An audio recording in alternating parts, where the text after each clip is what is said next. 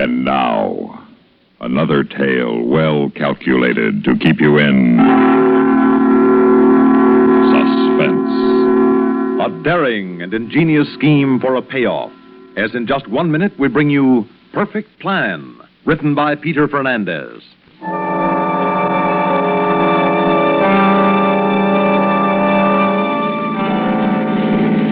There you are, Jason. There's the house. Yeah, I'll pull in here so that milkman can't spot us. Yeah. Good, he didn't even notice us. We're right on schedule. Put that gun away. Just being prepared. Well, we've got time. Relax.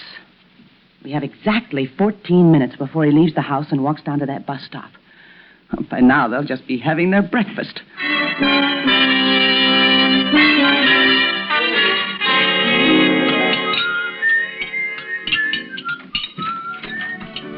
Good morning, Princess. Henry, you did it again. There was no point in waking you, Liz. Morning, honey. I'm perfectly capable of making my own breakfast. But I wanted to have it ready for you. Today of all days. It's just that in the mornings lately, I know, Mother. Here, sit down. I'll pour you some coffee. Thanks, Henry. It doesn't seem possible, does it? Only 3 more months and the baby will be born. That's all, only 3 months. And your baby is going to be beautiful, Liz. And yours. I hope it doesn't look like me. Here you are. Well, Henry, the decision is due this morning. Uh-huh. If that board doesn't make you manager... I'll just continue to be assistant manager. But with another mouth to feed soon. Well, down it, Liz. I've worked hard for that promotion. And you'll get it. You're the best assistant manager that bank has.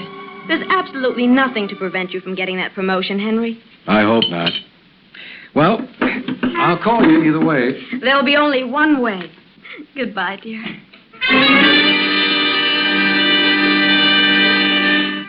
What's keeping him? The bus doesn't leave for 5 minutes. He's still got time. Oh. Now, you listen to me, Jason. This whole job, we move carefully and slowly. Remember that. Sure. We didn't spend weeks tailing him, working this out just to have you get edgy now. Hey, look. He's coming out of the house. Oh, yeah, I see him. Now, remember. Think, Jason, think. Sure. I'll go and join him now at the bus stop. And you keep away from his house for at least 5 minutes. Okay. Good luck. The way this job is planned, Jason, we don't even need luck.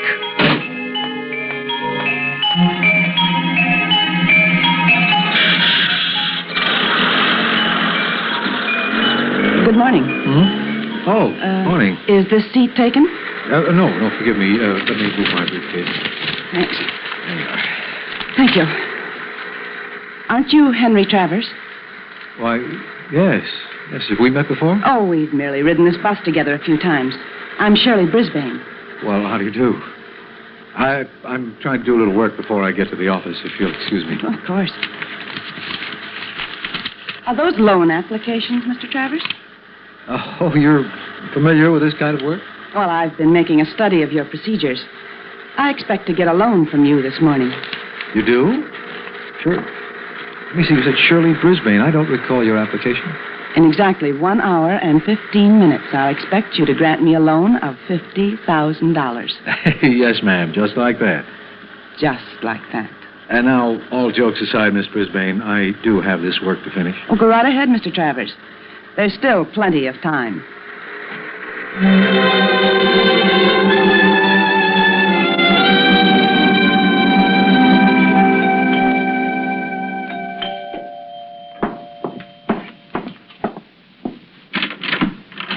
Yes?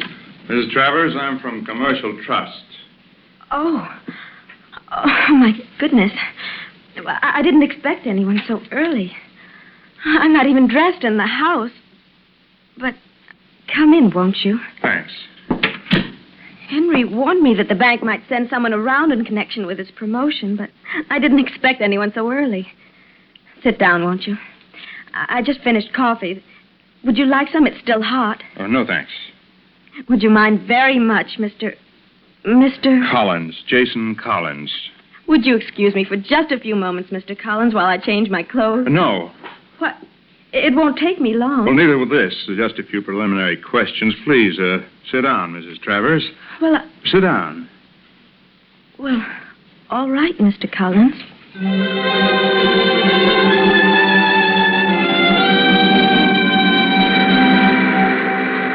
Excuse me, Mr. Travers, but according to my watch, you should be at your desk in 12 minutes. What? How did you know? We just have time for you to consider my loan application. I don't consider that a very funny joke. No joke, I assure you. At 9:15, I expect $50,000. Oh, you do? Otherwise, you'll never see your wife alive again. What? What are you talking There's about? someone with her now who won't hesitate to kill her. What? Don't attract attention to us, Mr. Travers. What's this all about? When you get to the bank, call your home. You can talk to my friend, Jason. Satisfy yourself that Elizabeth's life depends on what you do. Then what? Make out all the necessary papers for a loan. I don't care how you do it, as long as they look authentic. As long as no one stops me, because at 9:15, I'll be in to pick up that money. I still don't know if this isn't some kind of cruel joke. When we get to the bank, call your home. Then you can be sure this is no joke.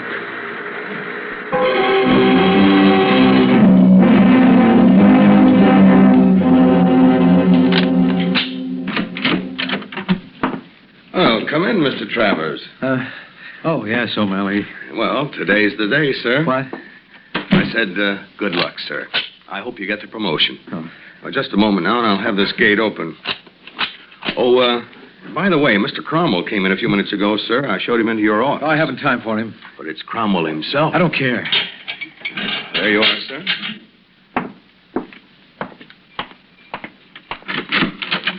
Oh, Mr. Travers, my dear Henry. I'm sorry, Mr. Cromwell, but could you wait outside? I've got to make a private phone call. I beg your pardon. Please, it's urgent. I can't explain it just now. Oh, Well, with Forbes ill and retiring, I've decided to approve you for manager at this morning's board meeting, and I came here early to have a chat with you first. I haven't time. Please, Mr. Cromwell, if you can wait for just a little while. Very well, Travers. Very well. No.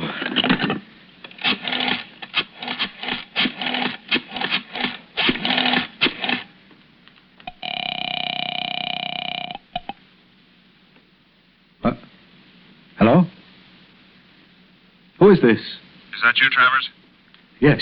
Are you? I've been waiting for your call. You're late. Elizabeth. She all right? She doesn't know a thing about what's going on yet. Let me talk to her. No. When I expected your call, I sent her upstairs to change her clothes. Your wife's okay so far. But if you wanted to stay that way, you got a lot of work before 9:15. Listen, I'll do my best. I'll try to get the money, but what you're asking is almost Never impossible. mind. You just see that you get it. If you don't want to come home and find your wife dead. But I will. Hello? Hello?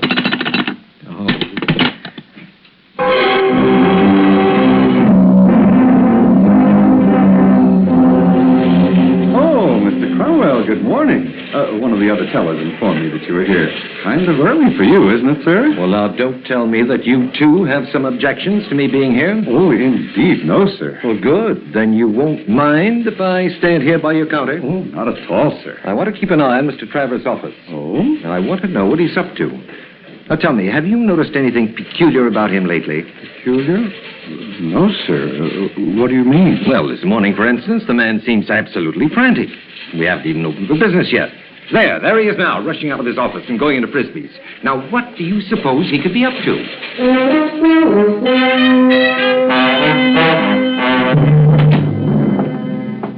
Good morning, Henry.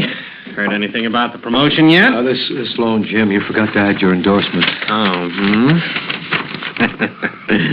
You're nervous this morning, Henry, but you needn't be. I think the promotion is yours. Jim, here, I need your signature. They'll be in for this money in a few minutes. Well, all right, Henry. Well, let's see what this is all about. I don't recall this application. Well, it came up at the last meeting. You were at the dentist that afternoon. Oh, yes, the 14th, of course. Well, do we have the collateral? Yes, Jim. The stocks and bonds were analyzed. More than sufficient. Equity Products Corporation. Never heard of it. What do they do, Henry? A transcript of the meeting is available. I haven't time to go into this with you. And I haven't had a chance to read the transcript yet. Well, but you signed this. You must feel that it's worthwhile. I do. Now, let me see. It's just 9 o'clock. It is? And I won't have time to read the transcript now. So I'll sign this on your say-so. Here, use my pen. Oh, okay. There you are. And thanks. Thanks, Frisbee. Henry, the promotion's in the bag. Relax, Henry.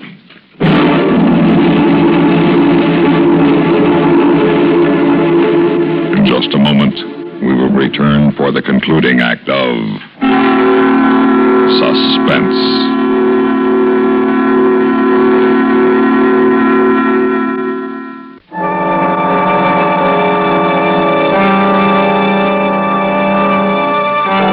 It's 17 minutes past 9, Mr. Travers. Aren't you finished yet? Almost. You wanted cash, didn't you? That's right. I've got more forms to fill out. I need more time. Jason expected the phone call 2 minutes ago. If he's done anything to hurt Liz... You're in no position to bargain, Mr. Travers. Just do what you have to do. All right. There. That's finished. Now I have to go to the vault and show these to the guard, get in and get the money. I'll be back in a couple of minutes. Well, you'd better be. Henry, do you think we'll be able to have our little chat soon? Now, the meeting is not far off, and Not now. Henry, what is going on? Now, will you tell me? I can't, and please don't ask me. Well, I just don't understand you. Here, O'Malley. Oh, thanks, Mr. Travers. Go right in, sir. And see that I'm not disturbed. I have a large amount of cash to assemble here. Oh, yes, sir. All right, Mr. Travers. Now.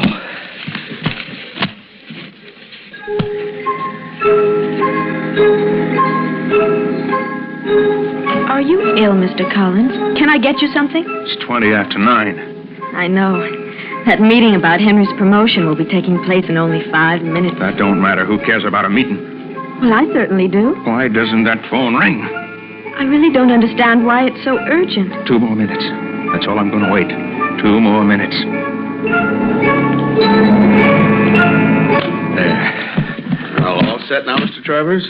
Yes, O'Malley. Oh, Mr. Cromwell's waiting for you just outside. He insists on a word with you, sir. Oh, no. Henry, just a moment. Mr. Cromwell, I'll explain later. I want the explanation now. Let go of my arm. Don't be a fool. Don't try to stop me, please. This cash form I got from O'Malley just now and the copy of the loan application they seem fraudulent. They're not. Frisbee endorsed that application, so did I. It says here that it was approved as per the meeting of Tuesday the 14th. Now, I sat in on that entire meeting. This loan was not approved. It wasn't even discussed. O'Malley. Yes, sir. Now, call the 19th No, precinct. listen to me. Go ahead, O'Malley. Now, what is it, Henry? I'm listening.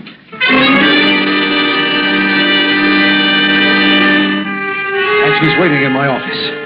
Unless she gets this money now and calls him, he'll kill my wife. Oh, Henry, I wish you'd told me this sooner, but we'll go in there, give her the money, and when the police get here, we'll keep them out of this until your wife is safe. Thank you, Mr. Cromwell. Well, good luck. Thank you. Okay, I've got it. Where? Gone. Oh, my. What are you doing?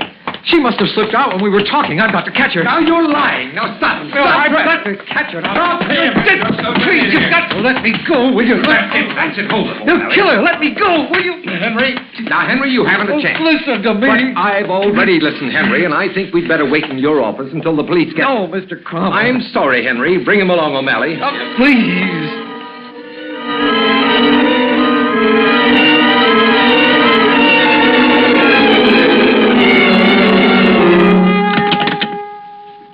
Now, go ahead, Henry, and call your home. And tell whoever you think is there that the woman's already left with the money, that she didn't want to take the time to call. He won't believe me. He'll think she was caught. He might have killed Liz already. If you're telling the truth, this is the only thing you can do right now. But it's obvious what the truth is. All right. She was supposed to talk to him herself. He'll know I'm lying. You've got to persuade him that the plan is working, if there is any such plan. Hello? Elizabeth, are you all right? Oh, darling. I've been so anxious to hear from you. Did you get the promotion? What? Oh, Liz, never mind. Put him on. Who? Oh, you mean Mr. Collins. No, he's already gone. He said he couldn't wait. Henry, are you the new manager? Gone. Thank goodness. Just a minute, Travers. Give me that phone.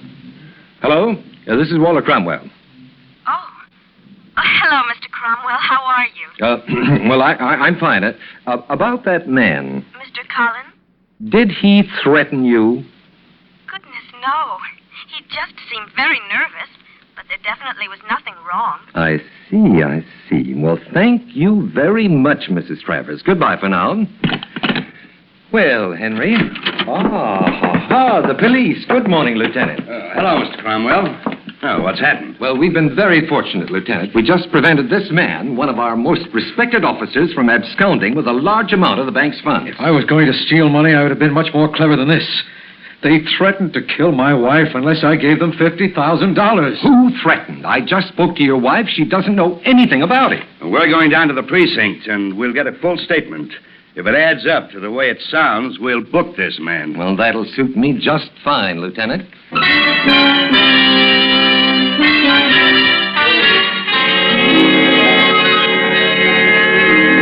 Now, here's your wife, Mr. Travers. We've just finished questioning her. My poor darling. Henry, I had no idea what was going on this morning. I almost wish you had. Then they might believe me. Has my lawyer arrived yet? He's on his way, dear. If I'm to be booked, I want to be... Mr. Travers, when your wife gave us a statement, we checked the entire board of directors at your bank. That man who was at your house this morning, he wasn't on any official business, as your wife had been led to believe. He could have been a burglar posing as an investigator in order to case the house. That's ridiculous. Or he could be the man we're looking for. Now, he has no record, so we have no mug shots of him. But the woman... Yes? Maybe you can spot her in one of these pictures of various women. All of them from our files. Here. Yes. Take a good look, Mr. Travers. Let me see. No.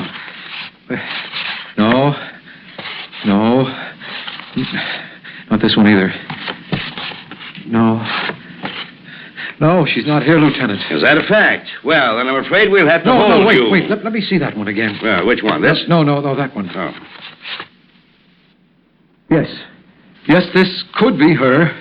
Now that I take a second look at her, it could be. But you're not certain. How can I be? The woman I saw had blonde hair. This one has black, but the face seems to be the same. Then let me tell you, Mr. Travers, the woman in that picture is dead. I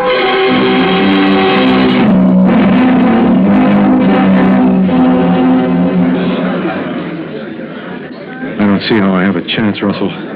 Just look at that jury. Look at their faces. Every single one of them believes I'm guilty. I strongly advise you to plead guilty and escape this trial, Henry. You might have been given a light sentence, a year or two, but now, without any concrete proof, with nothing to back up your defense, if they do bring in a guilty verdict, well, it could mean 10 years. 10 years. Counsel for the defense, are you ready to begin your summation? I am, Your Honor. Very well, then please begin. Good luck. Your Honor, ladies and gentlemen of the jury, we concede that the evidence offered in defense of this poor man has been purely circumstantial. However, let me point out that even circumstantial evidence, whether of guilt or innocence... Mr. Prosecutor, if you wish to hold a conference with one of your witnesses, kindly do so outside of this courtroom. This defendant is entitled to... I'm sorry, Your Honor, but the police lieutenant here has just brought me some information which has a direct bearing on this whole trial. Very well. Please give the court that information. The police lieutenant has just informed me, Your Honor, that a similar robbery was attempted this morning at the National Exchange Bank, and that the woman has been caught. She is the sister of the woman identified by the accused. She has confessed to the crime for which this man has been on trial. The state wishes to make a motion for the dismissal of the indictment. That motion is granted. Case dismissed.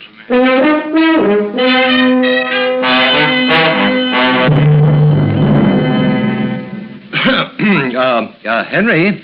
Oh, good morning, Mr. Cromwell. I trust the new manager feels at home. Henry, by the way... Yes, sir? Well, after all, you can't blame me. I saw the young lady this morning, and this isn't the first time that a bank official tried to run off to Mexico with such a tasty young dish.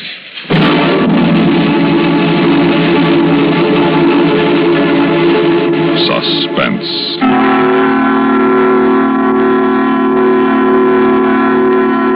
You've been listening to Perfect Plan, written for Suspense by Peter Fernandez. In a moment, the names of our players and a word about next week's story of Suspense.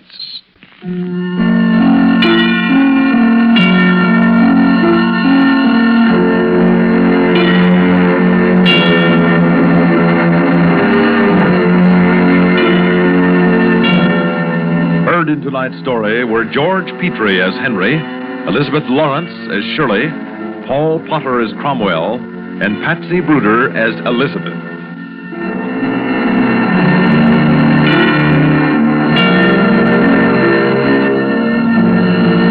Listen again next week when we return with Two Came Back by Ronald Dawson and Joseph Cochran from a story by Jules Archer. Another tale well calculated to keep you in suspense. News analysis next, followed by latest CBS news and Have Gun Will Travel on CBS Radio.